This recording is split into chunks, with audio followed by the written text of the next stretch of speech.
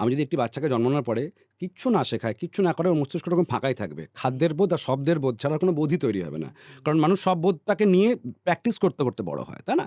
বড় তুমি তোমার মায়ের কোলে বসে আছো। ছোট্ট তুমি একটা বাচ্চা, অনুপম বা শিশু অনুপম, ১.৫ বছরের, ১২ মাস। জানলার ধারে একটা পুঁই গাছের ডগা উঠে গেছে।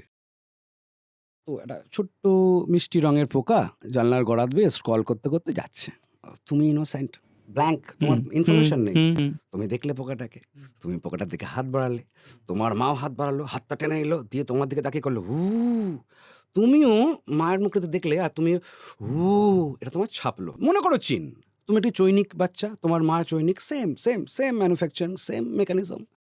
পোকাটা যাচ্ছে, তুমি দেখলে হাত বাড়ালে, তোমার মাও হাত বাড়ালো, পোকাটা তুললো, দাঁতে করে কাটলো, করলো, তোমার মুখে দিল, তুমি মুখে করলে। সো আরে পোকা, यार পোকা খাওয়া যায় কি না খাওয়া যায়, পোকা খেতে কেমন, সব যে সব নিয়ে পৃথিবী মেতে আছে, হ্যাঁ, জেনুইনলি এরকম করে ভেবে দেখিনি তো কখনো। পৃথিবী যে মেতে আছে ফালতু জিনিস নিয়ে মেতে আছে, হচ্ছে তোমার মস্তিষ্কে প্রথম ছাপছে কিভাবে, ট্রেনিং কিভাবে পাচ্ছ।